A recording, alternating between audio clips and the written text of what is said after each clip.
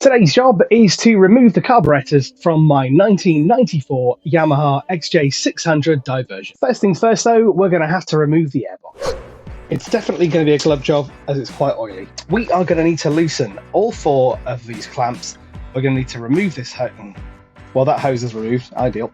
And there's also another hose a little bit further back around the other side of the airbox. So for most jobs on Japanese bikes, you're going to want to use a Japanese industry standard screwdriver, or JIS. A Phillips tends to just round these bolts off. Up under the airbox, there's one more little breather that you're going to have to pull out. It's nice and easy to get to, but hard to show you on the camera. It's just behind the fairing. Before we gracefully lift away the airbox with the style and ease of a master mechanic, we need to loosen off this 10mm bolt. So it should just be as simple. Things are never simple, are they? What's holding that in there now? Ah, right, there's another breather. Right, we'll just whip that one off. So we lift away the airbox with the grace and ease of a master mechanic. We'll replace the air filter and take this apart and give it a clean up in another video. So famous last words, this shouldn't be the most complicated job in the world. We're going to have to remove a few things first. We've got some hoses, that's your main fuel hose. We're also going to have to take away this temperature sensor. We'll do that first. It might be a bit tricky to see what's going on, but we've just got these 2 terminals here that we need to remove. Oh.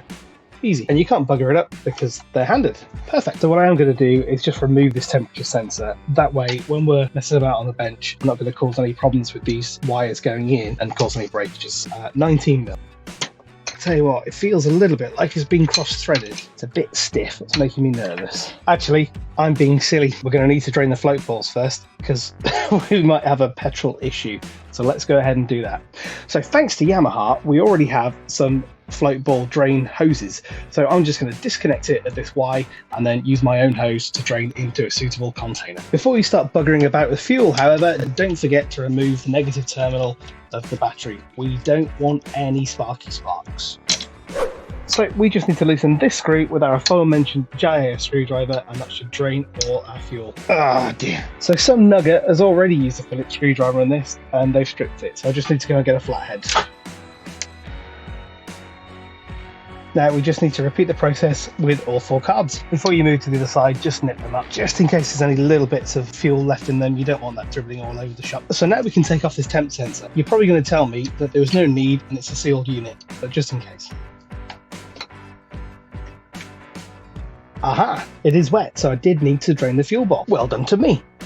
So these larger hoses are part of the carb heating system and warm oil will be flowing through these. So before we take off this hose, which is connected to the stat, we need to make sure that we clamp this off because we don't want oil going everywhere. Ideally, you can use a purpose-built cable clamp or, set of mole grips. Just be careful you don't clamp it too hard and that you don't have the weight of the mole grips pulling on the hose. Power pliers to loosen off this clamp. Yeah, we've got quite a bit of oil in there, so I'm glad we clamped that off. So a bit like your central heating system at home, our carb heater has a flow and a return to take that hot oil through the carbs back in through the rocker cover. That comes straight off carb number 1, but we're going to need to remove this hose from the rocker cover. One snag, I've only got 1 set of mole grips, so I'm going to have to be really quick to avoid any oil making a mess. So this hose is fairly loose, so I'll just be as quick as I can and whop it off without taking the clamp off.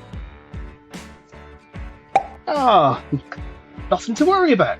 Yeah, I spoke too soon. I'm going to have to grab a cable tie to hold that squirt. Oh, she's flowing now. We don't want to squeeze it too tight. That's enough to stop it from going everywhere. So the next job is to release the throttle cable from the clamp and then pull it away from the throttle body. It doesn't look like these nuts have moved in a long time. So a quick squirt of WD while I go and make a brew. So back and suitably refreshed with a coffee. Let's try and get this nut off.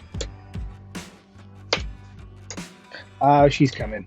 Oh, she's stiff. I don't know what people outside the garage are thinking I'm talking about. Okay, so that should be enough to pull this one from the housing. So let's go ahead and pop that off the clamp. There we go. Easy peasy. So our second throttle cable is underneath the first. We can remove that one from the clamp, and it's probably going to be easier to remove the second part where the barrel goes in once we've pulled the carbs off and just tilted them backwards, because it's pretty impossible to see what's going on at this juncture. So next we're going to need to loosen the 2 screws that hold our clamps tight. We can get to cylinders 1 and 2 on this side and 3 and 4 on the other side.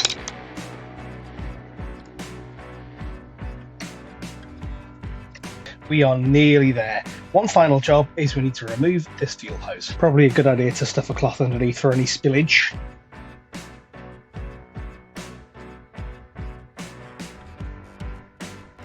So if I haven't balls this, the only thing I've got to do now is lift up the carbs.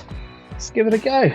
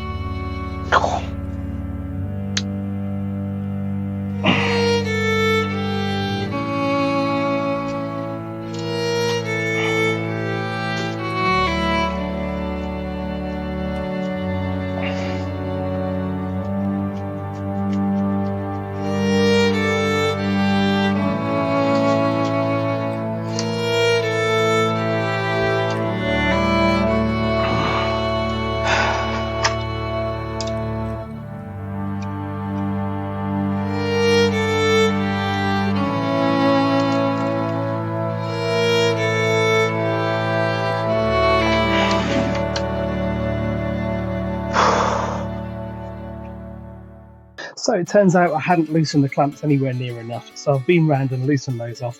We'll try again. Success!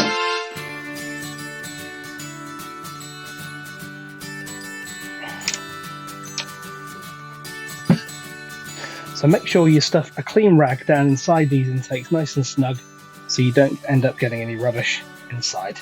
So that is one grubby set of carbs. Doesn't look that great inside the Venturis either. So as you can see, it's not the most complicated job in the world. There are, however, quite a few steps that you need to take care of in the right order. It might be handy to take some photographs or write some notes so you don't forget what thing goes where. Or you could just make a YouTube video and it'll all be on there. For more Yamaha related carby goodness, click this box. Join me next time and we'll see just how filthy these are.